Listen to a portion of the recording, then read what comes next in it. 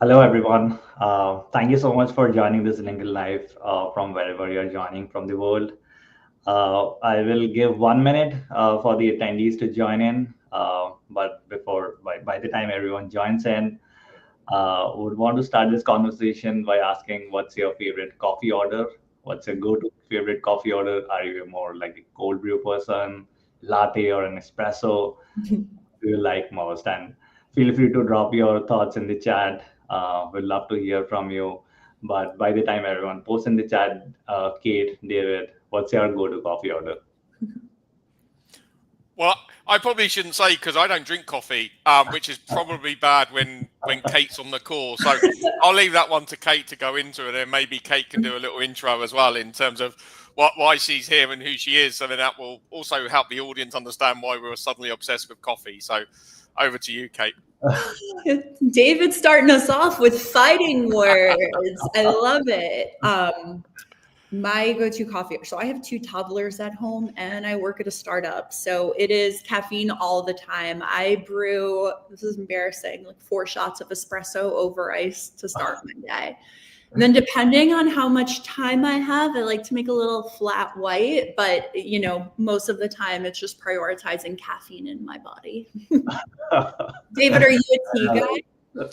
Yeah, I'm English, so it's got to be tea all the way, really. So yeah. Tea is my drink of preference.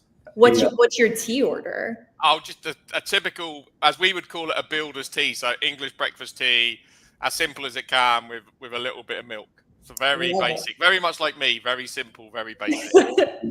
Yeah, and I can totally imagine the amount of caffeine that you're taking in every day. It's scary. I'm kind of amazed that I'm still going, but I don't know. Every so often you see an article that's like, coffee is good for you. And I'm like, I'm not going to fact check this. I'm just going to roll with it and tell myself it's true. Yep. All right. So we have 2 very different personalities in terms of coffee and tea choices, but then I'm privileged to share this stage today virtually with 2 of the very long timers of the CX industry. Thank you so much to both of you for being a part of this LinkedIn Live. Maybe we can get started with the conversation, but before we get started, Kate, I would hand it over to you for a few seconds to introduce yourself to our audience today. Absolutely. Thank you so much for having me today to the Everest Group. Super excited for this. My name is Kate Marquez. I'm the Chief Experience Officer at Terra Cafe. So I oversee, all things customer journey, customer experience, brand experience. I've been with Terra Cafe for a little over 5 years, which is crazy to say. It's flown by. I was the second employee and, I kind of built our whole CX philosophy from scratch. So it's been really cool to scale that over the last few years. Yeah, that's great to know that, Kate. And thank you so much for being part of this LinkedIn Live as well. Great to have you here. David, over to you.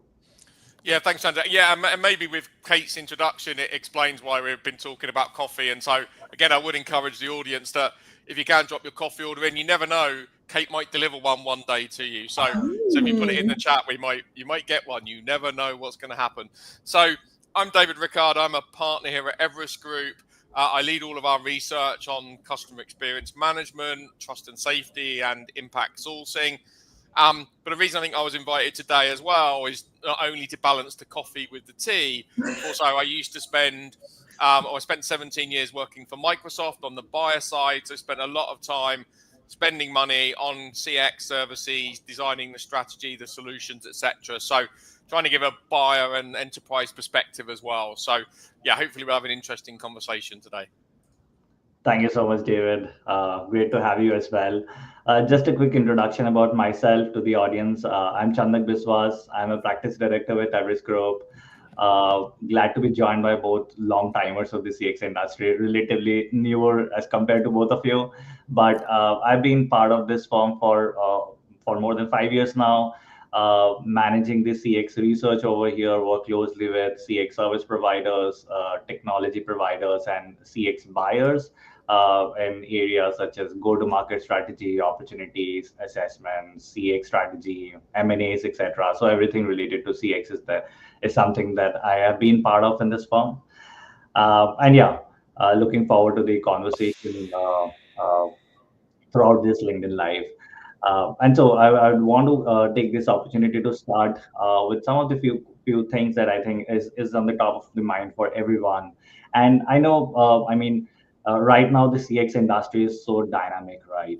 And a lot of things are changing. AI is definitely impacting a lot of work areas, and this is also compelling all of the brands, startups, existing bigger brands to prioritize what they need to do and how they need to evolve according to the expectations of their customers, as well as how they can leverage technology at each aspect of it. Right? So maybe Kate, my first question would be for you that how are you seeing customers' behavior changing within your business, and how do you feel that customers' journeys are evolving within your business? Yeah, I love that question because it really has evolved a lot in the past few years. I started my role at Terra Cafe. We make super automatic espresso machines. I started at the very beginning of COVID. So right off the bat, we were kind of dealing with this new landscape where people were spending a lot more time in their homes, a lot less time out in the world. And I think that slowly but surely has shaped consumer behavior. I think people are investing a lot more in their day-to-day experience, their day-to-day ritual. And I think the other thing that we're seeing is also that people are looking for things that get better with time. With any high-end product, which is what I sell, people have a very high bar for what constitutes good experience. And I think the proliferation of social media and these kind of like aspirational lifestyles have led customers to want every single touch point to match that initial expectation. So especially if somebody is investing in something that, maybe they wouldn't necessarily spend that much money on, every touch point has to match that, from checkout to post-purchase email flow to the experience you get when you talk to the support team. So it's been this interesting kind of combination, I think, of people investing in themselves, investing in their day, but then also wanting brands to match those expectations. So, it's kind of caused us to have to level up each and every touch point, really evaluate the entire customer journey, see where the gaps are, and see how can we really take this to the next level. And people are also looking, I think, for products that get better with time. With the kind of interesting global economy that we're dealing with right now, especially in the US, I think people are a little bit shy sometimes to spend a lot of money. So they want to invest in products and services that get better over time. So it's an interesting time, especially to be in direct to consumer, which, we largely are. Yeah. That's a great insight, actually. That customers definitely expect their brands to be agile and change by the way they want to behave, right, and the way they're interacting with those brands. And I mean, if we talk about traditionally how the brands used to approach their customer-centric mechanism or processes were by the customer personas, right? And what I feel is that is definitely changing, and it's more driven by the moment and the way customers are interacting with the brand, rather than, hey, this is the age group and they would be buying something like that, and that can be different for different individuals in that age group. So that is definitely changing, and brands need to change. But on those lines, David, what are you seeing on the industry wide? Because you have been interacting with a lot of clients within other industries or within the CX space. What are your observations around this theme? Yeah, it's interesting because I was going to follow up a comment to Kate, actually. So we had an event in London this morning, an Everest Group breakfast briefing, and I was talking a bit about hyper-personalization. And it's interesting that we're seeing a lot of appetite for that, but I think it's harder for some of the big brands to start to think about marketing and then service and then post-service or post-sale, and bringing that all together. Whereas I guess for UK, it's a little bit easier as a startup, as you described yourself, to be able to be in charge of that. But we definitely see that brands are starting to think about how they can look at that hyper personalization to really understand the customer, use the data they've got to make it feel personal within guidelines, really, obviously not creepily personal, but making it feel personal, but then be able to deliver on that expectation that you're setting as well. So we're definitely seeing brands are looking to do that, but it is obviously harder in a large enterprise where Marketing will be very protective of their part of the stack.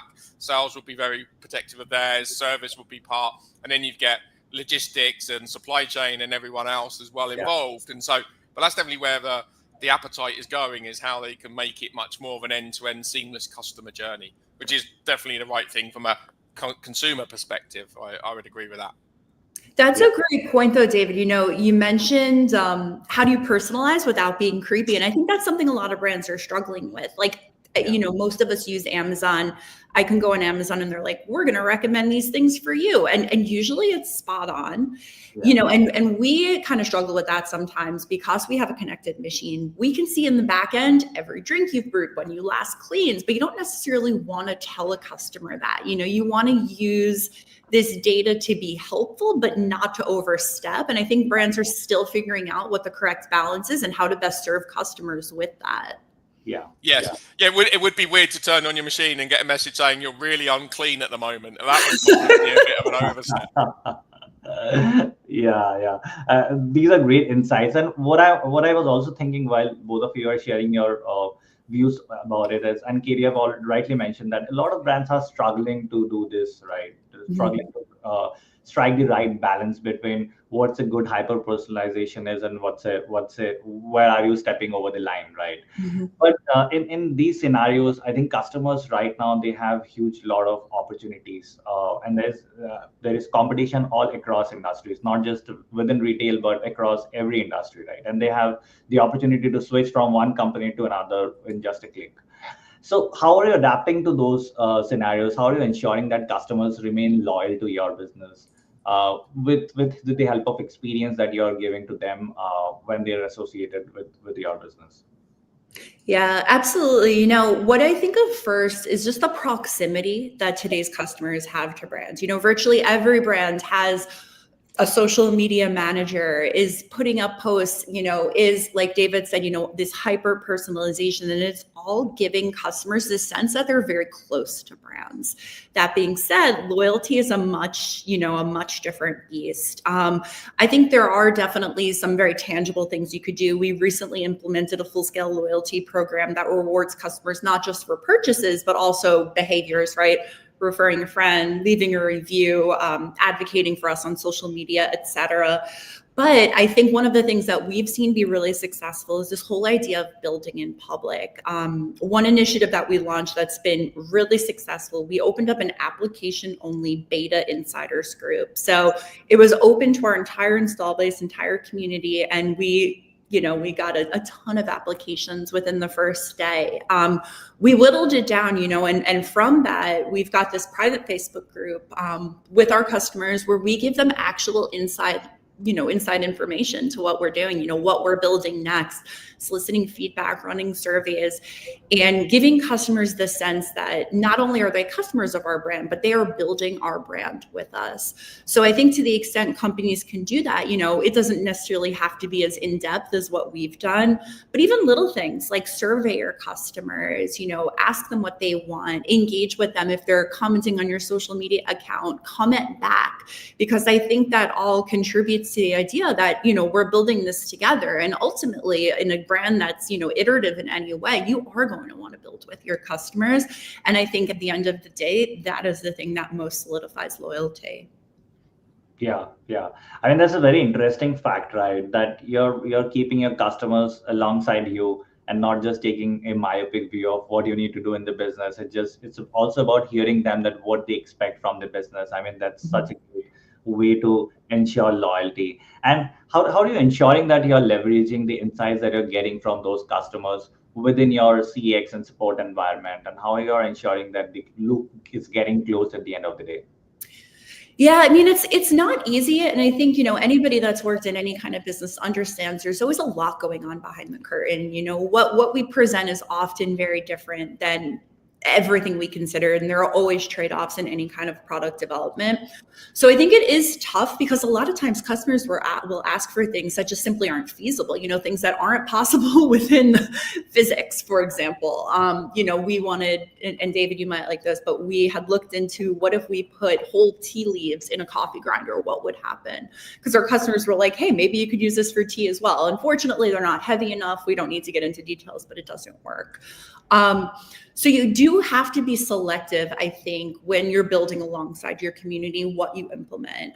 Something that we really like to lean on is explaining to them, hey, we can do this, we can't do that. Yeah, we chose this path. Here were the trade-offs associated with that, and not waiting until something is perfect before sharing it. I think in general, people are kind of used to this. They are kind of used to, or starting to become used to, and this is probably a whole separate trend, but brands not necessarily being perfect. And I think as long as you kind of take accountability for that, and provide them some sort of information and explanation, they're a lot more forgiving.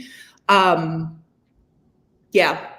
think that's important. At least it has been for us.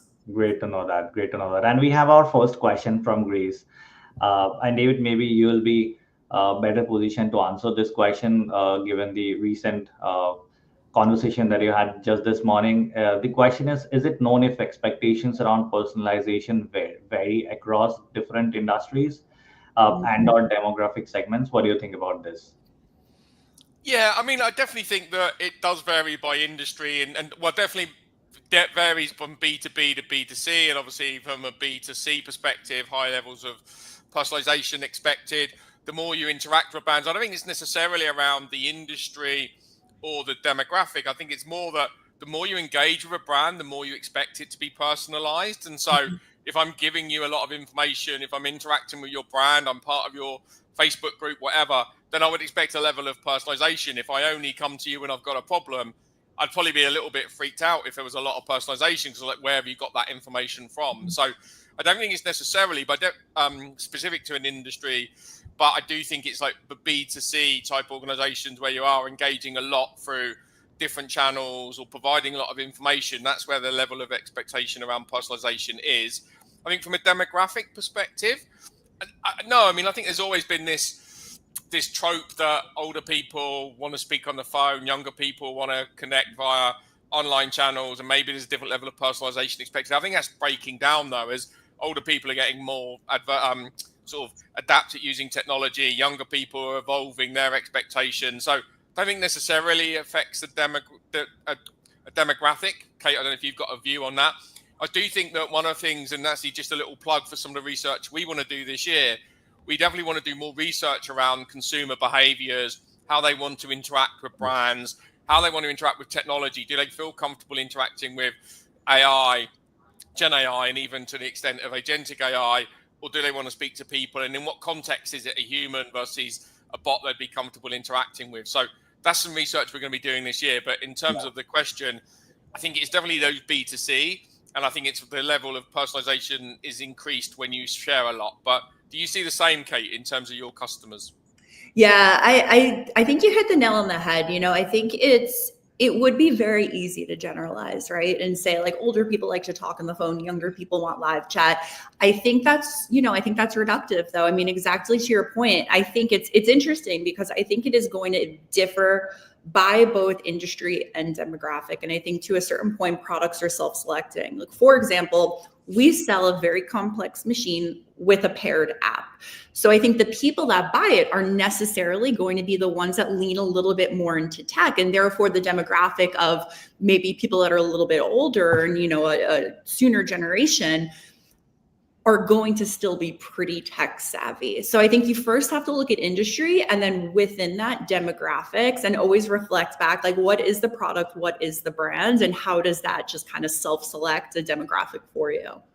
Yeah. And then one last point on that, I also think it's the reason for contact as well. If I'm contacting you about an account, I would expect a higher level of personalization than if I'm just browsing and I just ask a technical question about a product. And so I think when you expect the personalization can also depend on the reason why you're interacting with a brand. So, Grace, there's not one answer to this question. I think it's so situational, and but definitely there is a I think the level of expectation around personalization is increasing now across the board. Sometimes it starts from a low base and it's increasing slowly. Other areas it's been higher and it's expected to continue. But it's a very situational scenario. Yep. Lots of great insight. We have spoken a lot about personalization and how brands can do better to match their customer demands. I'll just end this conversation with one last question to both Kate and you, David. What are the common pitfalls that you would suggest organizational leaders to avoid while they go through this journey or go in this journey? What are the kind of challenges that you want them to preempt proactively before they get into it? So maybe Kate, if you want to get started. Yeah. So I think the most common pitfall that I see, and I kind of alluded to it earlier, but is waiting for perfection before something launches or goes live. I think perfect is the enemy of done, as they say. And I think, today brands are kind of backed into a corner. We have to adapt so quickly. You have to be endlessly agile, endlessly nimble. And if you veer too much to the side of like perfection, we must have a study behind everything. I mean, nothing's ever going to get out the door, certainly not as quickly as customer demand evolves. So you of course, you want to have things based in solid information and have a solid hypothesis. But if you wait too long, you've missed the boat entirely. Absolutely. It's all about starting the journey, getting into it rather than waiting for 100%. And that would come in time. I mean, you need to be agile and keep on doing great things again and again. David, what do you think? What's your views on this? Yeah, I mean, I think the other thing, I totally agree with everything Kay said. I think the other thing would be don't chase the shiny object. I think there's so much talk around technology now, and people are running around with an agentic AI hammer or an AI hammer, and everything's going to get hit with it, and it's going to fix all of our problems. And I think that what I would always recommend is you need to take a step back and think, okay, what's the problem or the opportunity we're looking to seize or the problem we're trying to fix? And then technology could well be an enabler to that, but it's not necessarily the only answer. And we've seen people solve problems that they probably could have solved 5 years ago if they'd looked at it with legacy technology, but now they're thinking they can solve it with new technology. So I'm not against new technology, but I think what you need to do when you come from a customer experience perspective is think about what's the journey we're trying to build, what's the experience we're trying to build, and then how does technology make that achievable? Because Kate, as you said, sometimes it might not be achievable because the experience you want to deliver would be far too expensive, but could technology enable that experience now by giving you a level of automation? We know a lot of automation elimination efforts are happening to reduce the cost in one area to reinvest in another area. It's not about just reducing the cost per se, but allowing investment in other areas. And so my advice would be really just focus on what's the experience that you're trying to deliver, and then how does technology enable that versus I've got some technology, where should we apply it? Because I think we all know conversational AI was an area that was a great piece of technology potentially, but in many cases got deployed badly or in the wrong way, in the wrong places, and it was there because the technology existed versus it didn't really aid the journey. And that's not the technology's fault, that's business's fault, thinking, okay, we've got this, where are we going to put it? Let's just put it in there.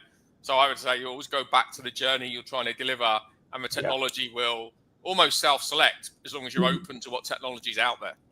Yeah, totally agree to that. Hold on to that technology thought, because you have raised a very, very important and interesting chain of thought, right? And I'll come back to this technology question in a bit. But before that, to our audience, if anyone has any questions for Kate or David or me, feel free to drop in the chat.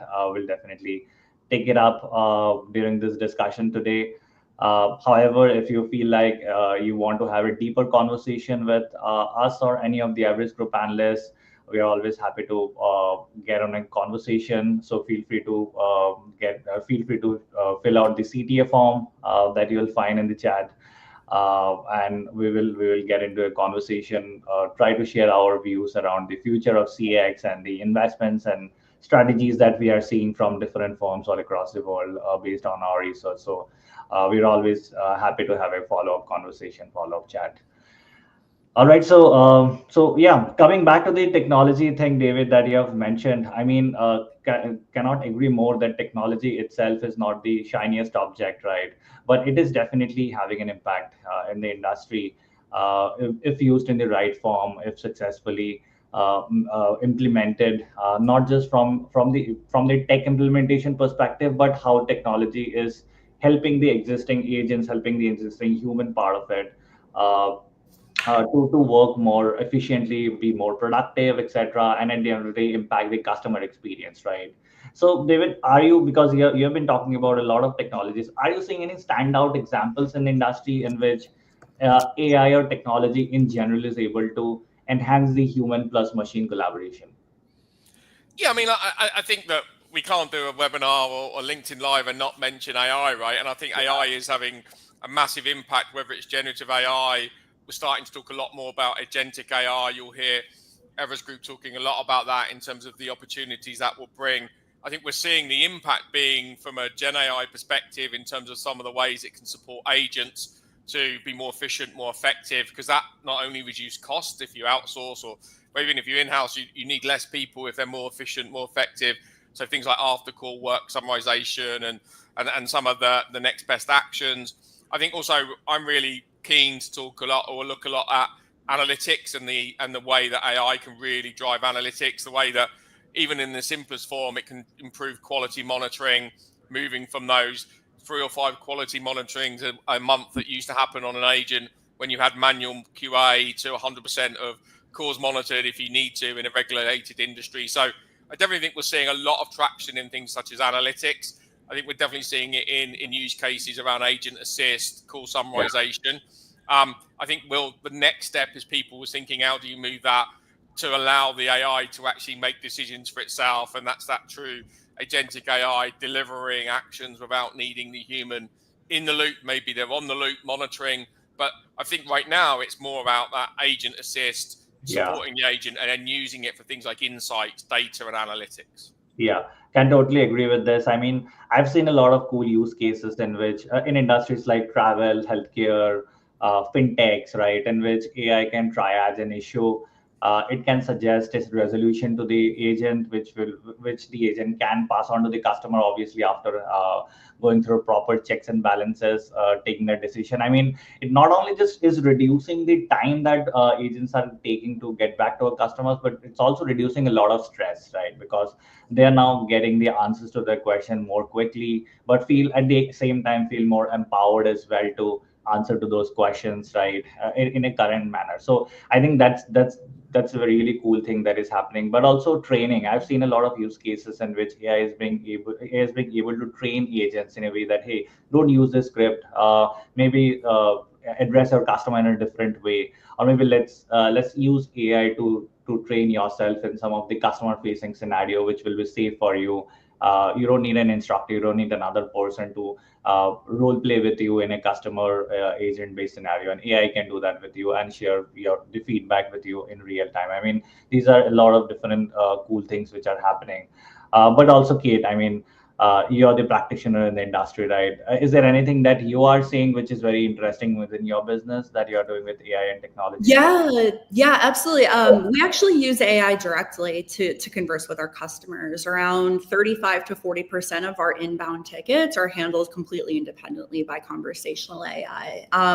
We onboarded to a tool called Sienna AI in it was December 2023, so a little over a year and a half ago. And what I really like about the tool is that it is a standalone AI tool. And I think what we're seeing is a lot of like commonly used CRMs are coming out with their own kind of add-on AI solutions, whether it's Zendesk or Customer, Gorgeous, whatever. It's not very good yet for the CRMs that are adding on. I think, they're not AI native platforms. They're trying to, of course, secure more investment for themselves because you need AI in your description to secure investment these days. Yeah. But what we're seeing, I think, is just this incredible boom of customer experience specific AI native platforms. For those, what I really like about it is that I've trained the AI myself. It took a while, but, to David's point earlier, it's not set it and forget it, and maybe we'll get to that point eventually where the need for actual humans is way less. But at the moment, it still requires a decent amount of human involvement. I have to go in and train the IA anytime we launch a new product or change a policy, or, let me tweak this. I don't like the way it answered this thing. But it's really gotten pretty cool recently, because now we're at a point where we can ask the AI, why did you answer like this? Like, hey, I saw that this was a little bit off. Why'd you say that?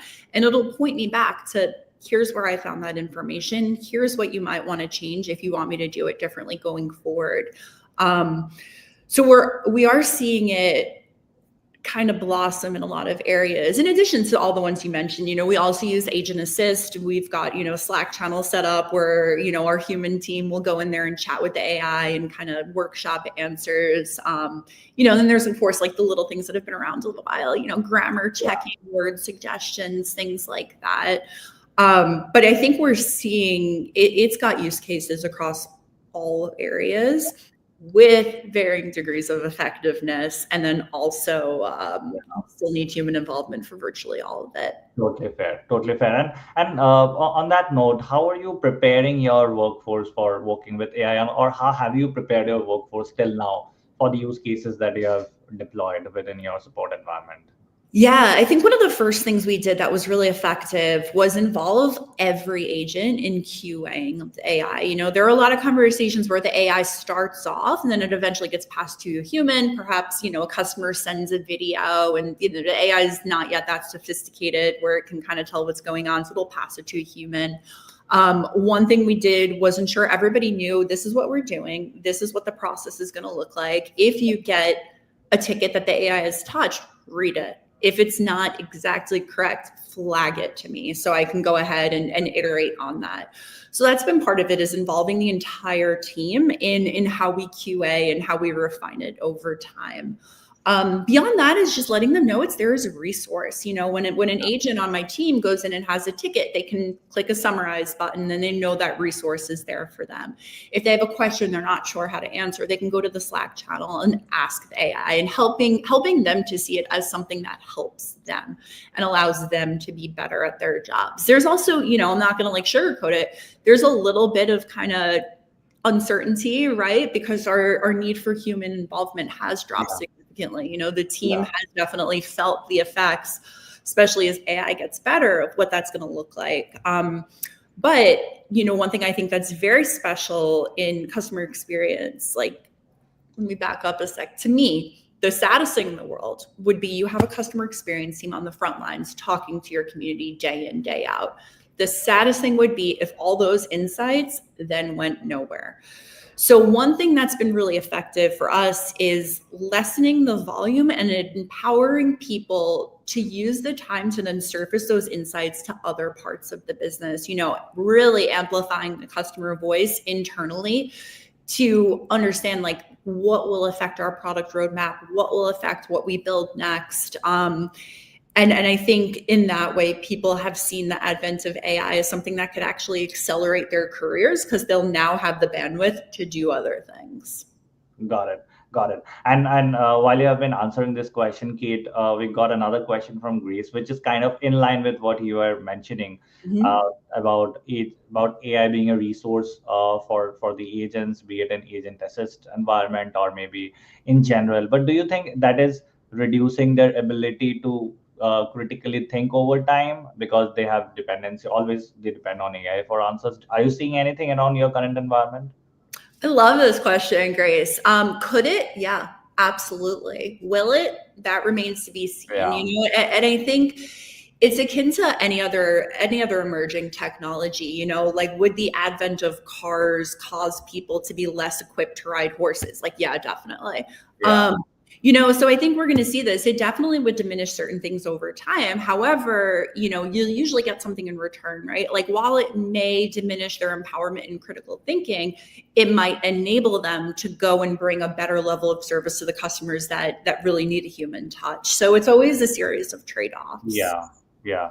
And I totally love your example around the cars and the ability of humans to ride horses. Obviously can't relate to it, but can totally imagine. but I mean, from my personal experience of interacting with a lot of providers and enterprises, is obviously one of the things you have already mentioned, that uplifting the quality of services. But the other thing is also about the interview to floor cycle, right? Because AI obviously is reducing that time, because agents now can learn from from AI, can start handling a lot of queries, but with the help of AI, which the machine itself has learned from the existing tenured agents, right? So it's also giving back to them a lot of good insights and learning, which they can leverage within their current working environment. But at the same time, I mean, a lot of these insights that the AI is giving, or technology is giving to newer agents, uh, they might not generally need it in the longer term, because a lot of these things are pretty basic and simple, which they need to learn in the beginning and can have it in their back pocket in the longer term, right? So I think obviously there's a possibility, but right now I feel it's doing more good than bad, right? But yeah, definitely a very interesting point, and thanks for raising it, Grace. I mean, with that chain of thought, I will kind of move to a different type of conversation and different thoughts that I had actually while we were talking about AI and technology and agents. I think third party service providers play a very big role in any CX outsourced CX operation right now, and and I know the providers have been investing a lot on technology, on domain, on their talent, etc. So I wanted to ask David, what do you think? What is the current scenario within the provider segment? What do you think? Are they keeping pace with the requirements from customers, enterprises, etc.? Are they lagging behind? What's your observations in interacting with social providers throughout the year? Yeah, I mean, I think it's safe to say that providers are keeping pace. I think on the vast majority, because I think that we often overestimate where customers are. I think some customers are right up front, but some customers are a long way behind, I think. And so I definitely think that if you look at all of the leading providers that we work with, they're investing heavily in that capability around technology, building really strong technology ecosystems, so working with all the right AI partners across the whole raft of technologies, whether it's specific technologies for gamification or WFM to CCaaS solutions, etc. So I definitely think that providers are stepping up and actually developing those capabilities to support the customers. I think that the one thing that's taken a while to get up to speed with is the commercial models that are going Yeah, to support that. So as you move to more technology and AI, how are you going to be buying that as a buyer? You always worry about, if I'm getting AI agents versus human agents, am I paying the same price for a human agent? I'm losing out on that deal. So I yeah, definitely think from a capability perspective, we're seeing all the leading service providers step up, invest heavily, and that's great. I think that sometimes sourcing teams on the enterprises need to catch up in terms of the way they buy these services. And I think also the commercial models that are being offered are the things that are lagging behind. But capability wise, I think they're definitely keeping pace with the majority of the demand. There'll always be one or two pushing the boundaries and are going quicker. But the majority of customers, I think the providers are keeping up with. got it, got it. And I mean, there are two sides of it, right? One is providers are investing, they are keeping up with the required innovation or expected innovation from them. But at the same time, the relationship should evolve in order to accommodate that kind of commercial models, like you mentioned, David, right? So, how do you think is the relationship between a buyer and a provider is evolving or should evolve in the future? Just to, I mean, have that kind of ability to have that kind of innovative technologies within their kitty. Yeah, I think buyers have to start realizing that they should be looking at the total cost of the solution and the total business impact of it versus typically what will happen is that sourcing sometimes can be, we paid X last year, we now need to pay X minus 10% this year and be driven by the metrics that they're held to. And I think that buyers need to be opening up their minds in terms of thinking about, okay, if I'm going to have a new solution or I want to buy something different to what I've had before, I may have to buy it in a different way. I'm going to Yeah, have to look at the metrics in a different way. I'm going to have to partner in a different way. Buyers always use the word partner when it's in their favor and then hit the provider over the head often when they want their own way. And so I think there is a mindset change on both sides, which is how do you both invest, but then how do you both get compensated if you're actually driving the right outcomes? And it's really about focusing on the outcome that you're driving and then getting rewarded for that. Yeah. And I see David has subtly pushed the ball towards the buyer side of things in his answer. So I'll actually ask the buyer here over in this session. So Kate, what do you think? How has been your experience working with providers? Are we keeping up with your expectations? Yeah.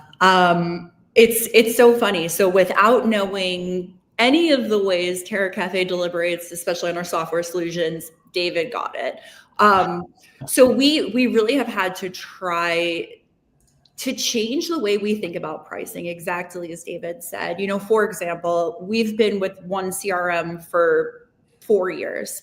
As I mentioned earlier, they started kind of incorporating their own AI solutions that, in my evaluation fell short of something we might get from a standalone solution that simply integrated. So we had to completely kind of redo the calculus on how we think about how to pay for this, right? Like, we're no longer just going to pay for this one service that's going to do everything for us. We now actually kind of want to cobble together different tools that each do what they're doing best.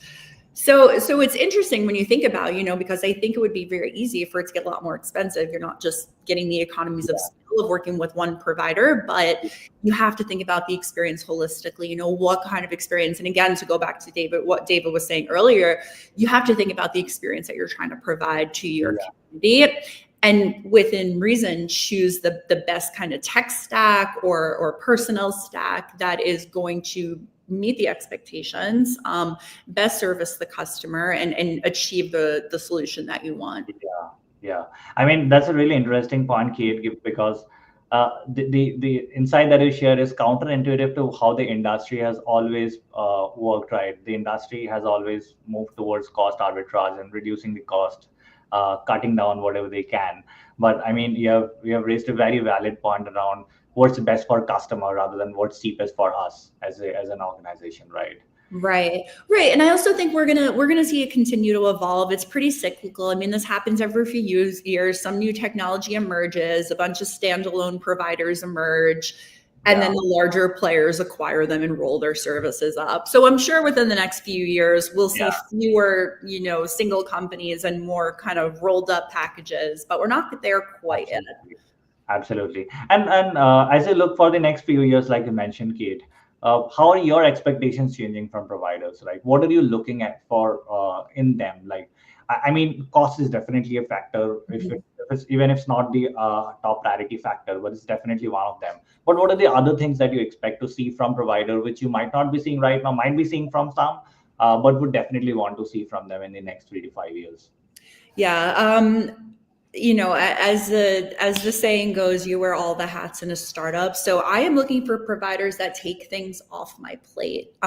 For example, when we signed on with a new BPO last year, business process outsourcing for, call center sort of thing. And when I looked at that, I didn't go with the cheapest solution. I went with the one that would do all the recruiting, hiring, and training for me, because that would be, in itself a full-time job, right? And I just didn't have the capacity or the bandwidth to do that. So I think that's a good example. Like, they took a pretty massive thing off my plate entirely, and that in itself has its own ROI. Where else can I now focus my attention? So that's a huge kind of extra thing that I'm now evaluating providers with. Yeah. That's really interesting. And David, are you, from your discussions with buyer, are you seeing other expectations from providers as well? I mean, Kate has definitely raised a very valid point, but is there anything else that you're seeing in your conversations? Yeah, I mean, I think it's about definitely proven capability. So buyers are starting to think about, well, I want to make sure that you are able to deliver. Everyone can do a great presentation about the technology they can bring, but actually, how are they really deploying it? Is it working at scale? I think also it's about proof points in terms of the vertical. So really being able to demonstrate domain expertise. I think that when you're going to start saying that you can solve a problem for a direct-to-consumer retailer, it's great if you've got experience of working in direct-to-consumer retailers versus working in manufacturing or in tech, where the problems are potentially different. So I think the buyer's expectations are that if you're going to come, you can talk about the solutions that solve their business problems, not just a generic problem. And then you're able to demonstrate the technology and the operational capability as well. with real proof points, and it's not just vaporware. If you're doing something first time for everybody, then some buyers want to be at the bleeding edge, and I'm happy to be the first, but most want someone else to have tried it first and felt the pain. So being able to demonstrate that you've done it is going to be really powerful. Yeah, totally agree with that. Lots of great insights from both of you. I'll actually try to reach the closing stages of this conversation with one last question for both of you. Maybe Kate, you might want to go first. What's your prediction for the CX industry, CXM industry in the next 12 months? Where do you expect this industry to head towards? Ooh, next 12 months. I think we are going to see greater adoption of generative AI with a better understanding of the fact that you need people to train it. And I think we're going to see more specialization specifically within the CX vertical of evaluating, implementing, and managing AI solutions. Wow, that's interesting. David, what do you think? Yes, I agree, but I also think that we won't be as far forward as we think we are. I think there is a tendency, and history has proven this out, that we overestimate the speed that things are going to happen and underestimate the impact over time. And I think that, I think we were talking before and in the past about, if you look at CX from 20 years ago, all this technology was going to completely revolutionize it. It's not really, and we've actually got more agents dealing with calls than we've had in the past, even though this technology was going to eliminate a lot of it. So I think in 12 months we will have some really good use cases around generative AI. I think we'll have starting to see some good use cases around agentic AI and how that can really impact the business. I think we'll have some organizations that are still struggling with their data. So if I'm being really a bit of an Eeyore and being a bit negative, I would say I don't think we'll be that far different in 12 months than we are today, apart from we'll have more use cases. We'll have some that have met the requirements and have gone live. And we'll be talking about this still. And I think that maybe if we're talking about 3 years or 5 years, it might be a different story. But in 12 months, time flies, right? We've got a Christmas season, so retailers are going to be starting getting ready for Christmas anytime soon. And then we'll be in tax season for some of the financial organizations. So also businesses have got to try and find time to do a lot of this stuff as well. So yeah, I think we will see progress. Again, I don't want to see it completely negative. And I think we'll see maybe some movement in terms of the providers that are winning and losing in the landscape based on what they offer. But I don't think it's going to look radically different in 12 months. Yeah.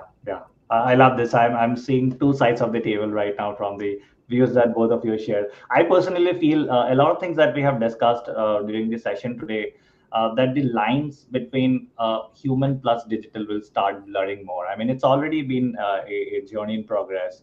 But I think what I kind of feel is over the next 12 months, we will see more of tech-enabled empathy to come to the forefront, where agents have the support of technology to maybe better enable the customer experience, but then self-service conversationally I will get more smarter when customers would not feel a lot of difference when they talk to a human versus an agent, right?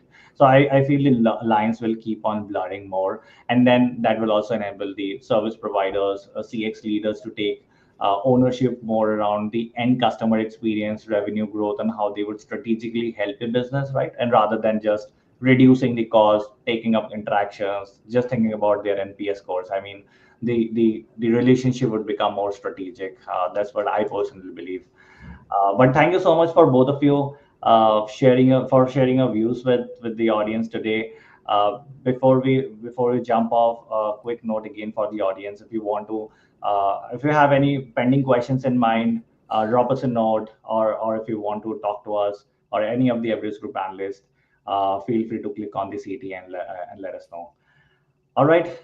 Thank you so much to both of you, and to the audience. Have a great rest of the day and week. Thank you so much, Kate. Thank you so much, David. Thank you so much. Brilliant. Thank you very much. Yeah, great speaking to you, Kate. Thank you. You too, David. Have a great rest of your day. Thank you. And you.